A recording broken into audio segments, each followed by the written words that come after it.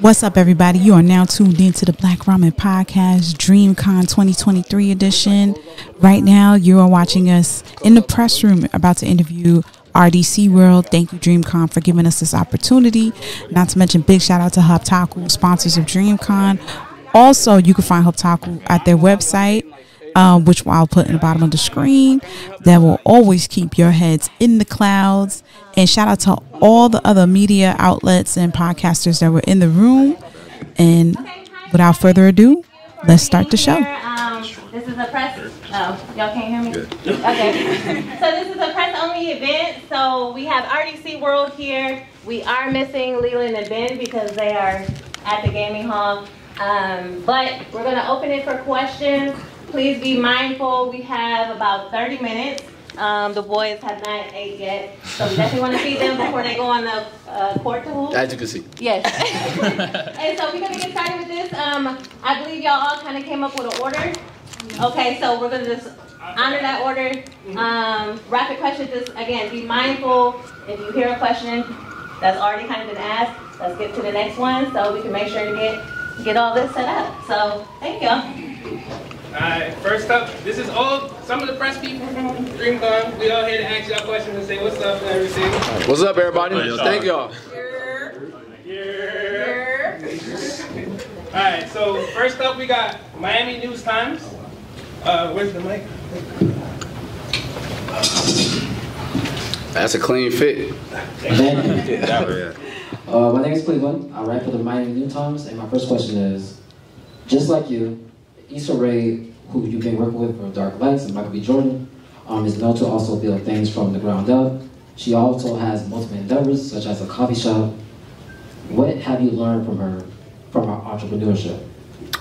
What have I learned from her? I mean, well, first of all, I learned how to run a production company from her because I'm always up at theirs, seeing how they run things and move around. I really like the fact that it doesn't really feel like you're at a company. It feels like you're just at a place that's genuine and with friends, and y'all are trying to make the best, quality content or, movies or TV shows that you can make, And I feel like at some companies you walk in, they got the parking and all that extra stuff.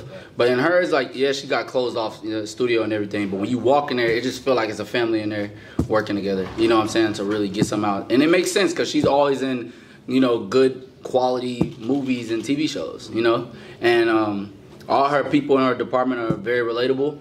And I think that really helps them continue to be successful. Now, working also with Michael B. Jordan, like, what advice have they given you that you implement for your own team? Well, that's still on Issa Rae's. Issa Rae's president, Montreal, he helps me a lot, man. He calls me like every other week just to, help me with how to, deal with kind of transitioning from, social media content to TV shows and movies while still doing social media content, And most of the advice is really just, keep having the hunger to create. Because that's what they have. They have the hunger still. No matter how successful they get, they love what they're doing. They have passion for what they're doing. So I really think that is what they've taught me. Because, when you see them, and how successful Issa Rae is. Yeah. But when you see her work, she's still working the exact same way. I ain't seen her beforehand, but I'm sure she's still working in the exact same way she was beforehand. You know what I'm saying? And she's very nice and, kind to everybody and shows us all love and direction. Cool. Now, one more question. Now, she started her YouTube channel with Awkward Black Girl. Do you feel like you see yourself within her? For sure. Yeah. For sure. I feel like, and she came in at a great time. Like, just when she made Awkward Black Girl, that got her a good transition over to HBO. I feel like we've been doing really the same thing, And we've had chances to go to Hollywood, but we want to do it in the right way, in a way that feels authentic to RDC World. And not just go because somebody offered something. Right. You know what I'm saying? I really want to make an impact on the world consistently, Yeah. And just like we did with content, I want to do it on movies. No. Thank you. No problem. All right. Up next is Geek Set. What's good, bro? Young Deuce is from the Geek Set podcast. How you doing? Doing great, bro. All right, so the great thing about DreamCon and what you guys have created, you guys helped a lot of people realize their tribe and realize the stuff that they love in that brotherhood and sisterhood. So I always like to ask, we have that blurred awakening, and you have like a nerd awakening. Like, so you nerd awakening, you love this culture. Blurred awakening is when you first start seeing yourself in this culture.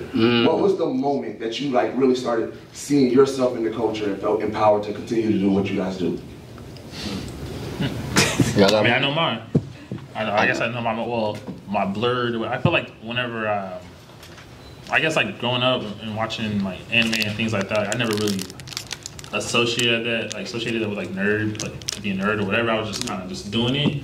But I feel like the moment I remember when I was like, before I met RDC, like when I first started watching the things like when people take anime too far, the first one is the first time I was like, I just saw it was just randomly. It's like something I never seen before. I seen it and I was like, oh, I don't say the word. Are we really doing stuff like that? Black people in this situation like this crazy. It had numbers and everything, and it's like something that was just completely foreign to me. So I was like, oh wow. And I was like looking in the comments, and everybody was showing love though. And so I was like, oh, we good. So I feel like it kind of boosted my confidence from there. And then from there, I feel like I started seeing a lot more stuff. So I feel like that was like my moment where I really, I was in the suburbs, so I don't really, like my friend groups was really mixed a lot. So it was just like, it was just cool to see something like just different like that. I remember that moment for sure. Alright, up next we got Black Ramen Podcast. Hit him with the yeah. Okay, real quick, I want to plug this in. I'm sorry, guys. I'm sorry. That's our buttons. Black Ramen Podcast from New York. That's actually hard. You guys. Very hard. Get one too. Thank you. Okay, so when you guys were at Anime NYC last year, you just should I speak? Yeah, whatever. Yeah. So when y'all was at Anime NYC last year, y'all presented a film that y'all was doing, a project with Issa Rae. So I was wondering, how is the writer's strike affecting you? Great question. All the way. I was very mad at that. And I'm sorry, y'all. She asked you a question only you could answer. Yeah, I know, right? I feel like, when you about to make a big breakthrough, things go wrong.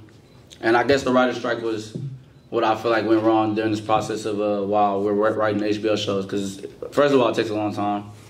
And I feel like we was just now getting momentum, like a lot of it, with HBO and the Issa Rae's team and Michael B. Jordan's team.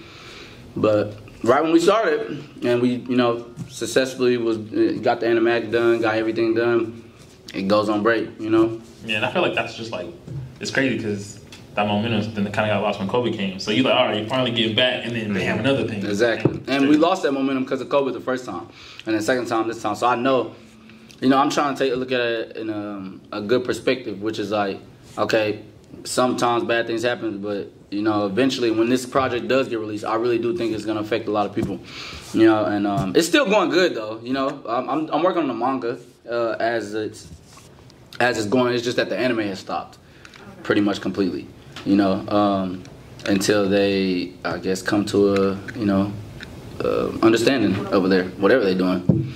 Has it forced you to change any contracts as of late? No, not right now. I mean, the contracts are just standing still right now. But my agents and stuff really haven't updated me on much besides just continue to do what you're doing and put out different content and all that type of stuff. But everything in Hollywood is just everybody kind of just waiting around unless you're striking. Which, I'll be striking, but I'm in Texas, you know what I'm saying? They be striking like that for real in LA. You get too much in Texas, I mean. Yeah, especially, not here. But, besides that, I feel like things are still going. I'm just trying to find ways to keep things going, on our side, without the other people. All right, I do have one more question, I'm sorry. Yeah. So with DreamCon, it's also worldwide, it's being known as, the Black Con, right? Which I love. Are y'all gonna keep it like the Black Con, or is it for everybody? On Google, it literally says, "Are only black people allowed to go to DreamCon?" And I feel like that's ridiculous.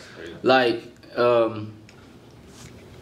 because there's a lot of black people. We're a predominantly black group, Dylan.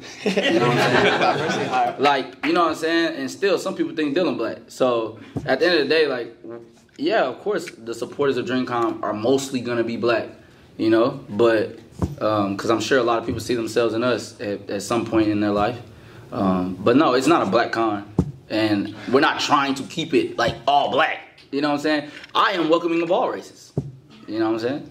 We are welcome. Yeah, we are. Yeah, we cool with just being the majority. It's cool. We can be 80%. You know? Black. Yeah. It's cool. Like we're not gonna turn around because like it's really like all the subscribers and followers. Like it's very diverse. So we're working on all fans. I feel like that's always gonna keep it in rotation, and it's good to have them other races come and support us in a way. You feel me? And closer to changing the world, I feel like. So I feel it's good. Facts. Good direction. I agree. 2 year. Nah, Hub Taku. Oh, you're supposed to say you're twice.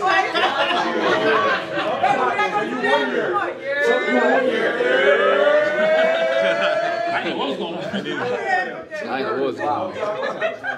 I read the list. I saw 2 years. That's what. Vonnie Taku here. First and foremost, shout out to Black Ramen for having the idea of bringing out gift things. We have stuff for you when this is all said and done as well. Yeah, appreciate it. And the reason we wanted to bring this up is because, John, you specifically at the opening panel, that jersey is absolutely fire. Thank you. Appreciate you. So, like, how does that work between the 5 of y'all, the 7 of y'all, when it comes to like DreamCon's branding or just RDC's branding in general? Is this something like a committee? Do you outsource, or do you have any advice for people who are looking to, up their branding themselves? Yeah, I mean, I think at the very beginning, like whenever like me and Mark would talk about the stages, I really would just test stuff out myself, and they were trash. I'm not gonna lie. So I realized early that I said I should, instead of trying to do that, I should just try to find like somebody that does it as their job, and then just kind of pass it to the team. Say, hey, look, how y'all feel about this, and just get feedback. Because obviously, I want us all to like this thing. So that's kind of really just how it happened. I ain't gonna lie. And then going forward, like, it's not even just me. That's not really me specifically. We have designated workers who work in that area who work with a whole bunch of different brands and companies that do that. So it's just more like, hey, look, can you make something like this? Shows it, and then yeah.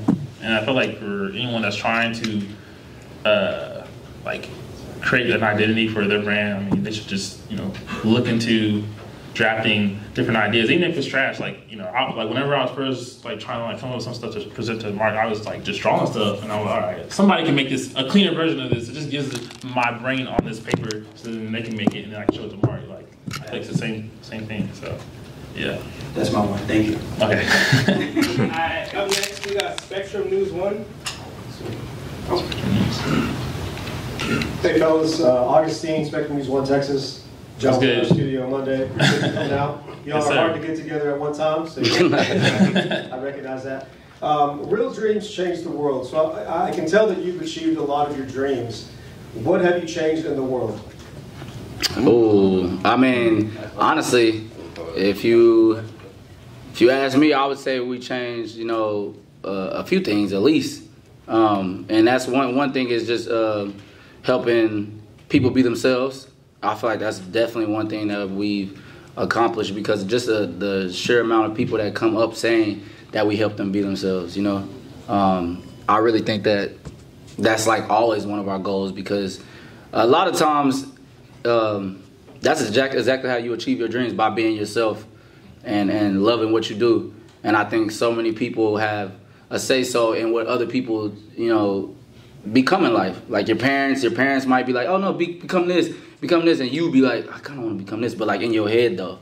Mm-hmm. And I think that seeing some young men on YouTube do something that was out of the ordinary might give you that same confidence to go try and do it yourself. Whatever it is, it doesn't have to be content creation. If you want to be an astronaut, go be an astronaut. You know what I'm saying? And just know that you can do that. You don't have to be whatever anybody's telling you to be. It's your life. So I think that's one thing that we changed for sure. Mm-hmm. All right, we got Hub Taku for the second question. They still want to ask? Yeah, that was mine. Yeah, well, my fault. My name is Tony from Otaku. I have a question about disagreements. So how do you guys handle disagreements amongst yourselves or the crew? Box. Yeah. It's possible. I mean, we just let's just say we're coming up with a video. Like we'll give each and everybody's like points, and like once like we just see like who has the strongest point, basically just be like, oh yeah, that's valid. You know what I mean? And then once like we get that valid point, we just go and achieve it. It's really not that deep. We're not gonna like, man, oh, I hate you or something like that. You know what I mean? But like, we basically come to like an understanding like every time because we all trying to reach the same goal. So we're not gonna like, you know, hold a grudge just because we disagree with one another or anything like that. I just want to add one thing. I think one thing that like it took us a while to get was to really be transparent when it comes to disagreements like that, because you might not want to say something just, you know, to hurt somebody's feeling, but when we all get to the same, like we're all trying to get, like you said, to the same goal, and that kind of hindered us for a while. So I guess just to add on to that, transparency is what's key when it comes to disagreements, because it's like we all trying to come to the same conclusion. Yeah, facts. Good answer. Next, we got analytical.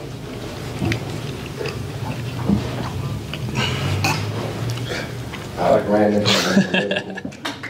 My main question is, when you see a lot of influencers and content creators crash out online because they get besmirched by their fan base, what tip would you give them to kind of regulating criticism on their brand or creations, but also not saying something that will like drive people away from wanting to work with them in the future? Well, that's a great question. I mean, we still deal with that right now. But the best advice I can give somebody that, if you saying basically their fan base turned on them? Not even a fan base turned. You'll see kind of random things where somebody will have a point and their overall fan base is like, I don't really agree with that. And instead of just being like, all right, out here, y'all out, they're like, no, I'm going to double down and I'm going to crash out on here. Y'all getting 12 years back to back. And now the people who didn't even care, like, nah, we going to go ahead and mute and block. Yeah. That was specific. That was specific. So, yeah. Happened to you? So, you want advice for the person who did it? For the person who crashed out, yeah. What would you tell them to stop that crashing? I would tell them they don't have to respond to everything. You know what I'm saying? Like, just, bro, silence is the you know, that's where your most power is. You feel me? Like, just because somebody said something I don't agree with, don't mean I gotta go give my point. You feel me? And why would I, like, even if I say something and most people don't agree with it, I'm not gonna double down. Like, I can still think it in my house. I can be like, oh, well, I believe this. You know what I'm saying? But I'm not gonna lose my career over it. And I think that's ego. And you gotta understand when your ego comes into play. And it's gonna happen to everybody. Sometimes you just do stuff because of ego, but that specific person you're talking about use a lot of ego. I feel like there's a line between shut up and dribble and jumping on a soapbox and speaking out. Like, you don't have to be a politician, you feel me? Facts. And somewhere in between that is like, at the end of the day, if this is the field of content, you gotta put in the work. You can let your work represent where your actions are, but I mean, how I feel about it is, man, you don't have to talk about every issue, just like you said. Yeah, and I think I think maybe you might respond more when you're not working a lot. So, work more, and then you won't respond. Get busy. Get busy. You heard me. Get busy. Next, we got Level 1 Gaming. David with Level 1 Gaming. First, I want to say I appreciate y'all for keeping this thing in Texas. After y'all packed out Arlington last year, I thought this was a wrap for us out here. I don't like to travel, so I appreciate you. Yeah. Secondly, I interview a lot of smaller content creators, a lot of small video game developers, and they always run into the wall where they feel like I'm an imposter. Imposter syndrome was real, right? I want to ask you guys, what moment did you guys realize this is a real thing? Like, we're really out here, we're really doing this, and the imposter syndrome is not a thing. We are famous, we are popular, we are doing something that nobody else is really doing. I don't know what moment they got. I'm gonna say that it's a. I think that's just all confidence. You know what I'm saying? Like, it's like, even because some days, you know, you might wake up and be like, dang, am I doing this as good as I used to, or this or this or this? And I just won't classify it as imposter syndrome. I would just classify it as like, am I feeling as confident today as I usually am? But if you want to say which moment I was like, oh, I feel like we're really big or something, I would say like probably like last year's DreamCon or something, or 2 years DreamCon ago, 2 DreamCons ago. Because when you can bring people to a central location, that's when I think a lot of people care about you. You can have a big fan base online, and then nobody comes and shows you any love in real life. And if you do have a lot online and not much real life, you just got to find out how to connect and engage more with your fans. But I'm just saying, like, usually it was DreamCon, and I don't know which exact one, but one of them made me feel like, okay, these people really really like us, you know. And again, I appreciate y'all staying in Texas. That's my number one goal. We wanted to do Waco. That's where we grew up at, but Waco is hard to get to. You gotta get off a plane in Dallas or this place, and you gotta drive like an hour and a half. And people is not trying to do that. They didn't love us that much. They let us so much to take us flight, not a car ride after the flight. You know what I'm saying? So we got Black Ramen again. Another question. Hey, this is Bree this time from Black Ramen. So it's no secret you can look in the news and see that black people are kind of having a hard time in this country right now. So how do you guys as prominent figures in the black nerd community balance your job to create great content with the responsibility to kind of speak out and be a voice of the community? Oh.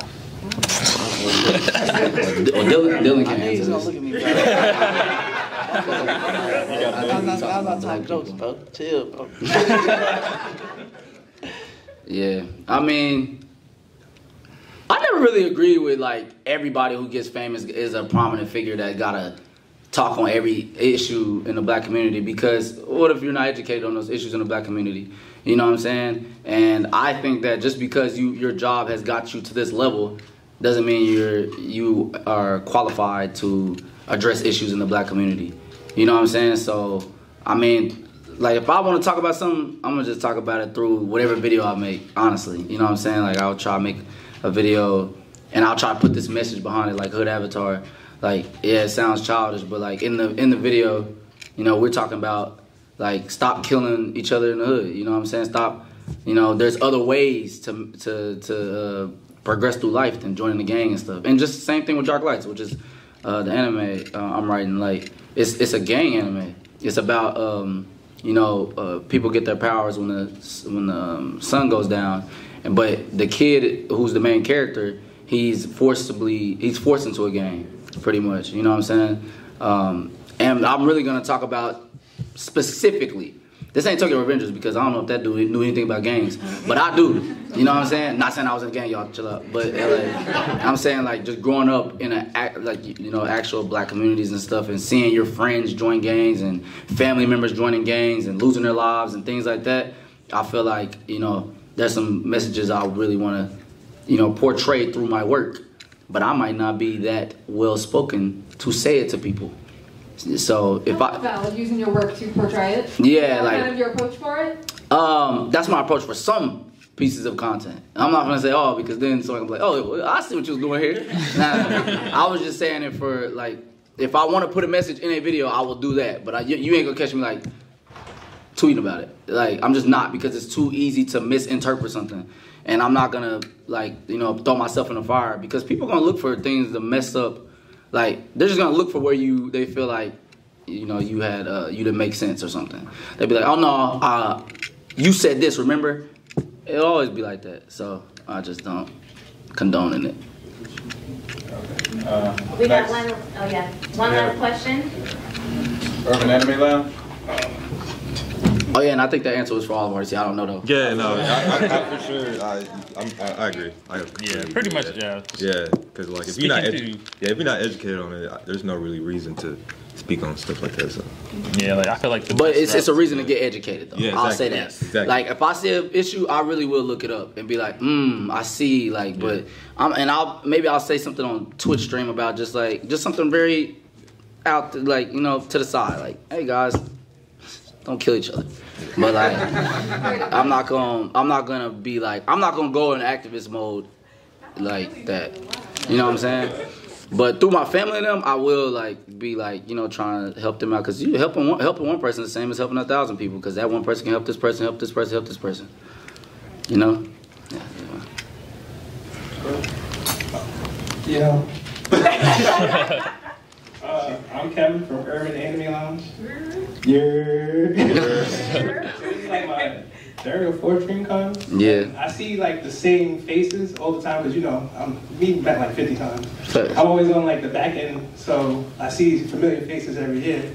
How's it been working with the DreamCon staff like all this time, especially as we go into year 5? Like, what's your thoughts on working with kids? Well, y'all are amazing. Y'all, I'm telling you, like y'all are very helpful. Like y'all very thoughtful for like, you know, our RDC needs whenever we need it. And like I'll be like, oh man, I just want some chips or something like right now. Somebody be like, start running. I'll be like, bro, chill. It's all good. You know what I'm saying? I said, bro, I appreciate you though. So like the staff, you know, they've been very helpful during these DreamCons whenever we need them. So yeah, I agree. The staff has been great. You know, each year like we've grown significantly, and you know we've been able to just like even for myself, like being inside the group in the house and doing that, and then trying to balance between the other side. Like the staff is like got to know me so well, and they know I'm capping or not. They know, okay, all right, I'm gonna say, oh yeah, I'm gonna do it, and then somebody will just go do it for me anyway, or they'll go like, all right, he's not gonna do it, or they might give you one chance, and then the second time, all right, he playing. So like just kind of like learning each other's tendencies and like just seeing them, you know, like I said, everybody came in and people were just supporting like on their own. Like we had nothing. At the very beginning, you had no money, nothing like that. We were just like, hey, can y'all help us just based off of just believing in the event? That is all. And, you know, we're building up, and like we definitely truly wouldn't be able to do it without them. So I really think that we need them more than they need us, honestly. For real. You know? So it's more so like they do their job so well that sometimes I don't even be like noticing this, like things are going so well because I'm always focused on the problems. But things are really going so well, and it's all because of them. So, thank you to our staff as usual. Do we have time? Oh yeah, shout out Director Trish over here, Dr. Trish. Thank you. And did y'all see this NBA? Yeah, we love it. No, we love it. We love it. That was my idea, you know. See, like things like that, amazing. Exactly. Yes, and that goes with the whole sports team. Like we said, we got basketball, first time ever for DreamCon. They about to do that 5-on-5, and yeah, so go let me practice. Team is about to go down. So Team Mark. Yes. We had 2 more. 2 more questions? Yeah. We got time. Yeah, I'm so sorry about that. I did want to put this together with our bigger guests, just to give you all a chance to have that one-on-one time in some capacity. So I really appreciate that. We will continue with the other press conferences. And yes, I'm Trish. I'm your contact. So thank you, RDC. Hey, how are you? We had the press.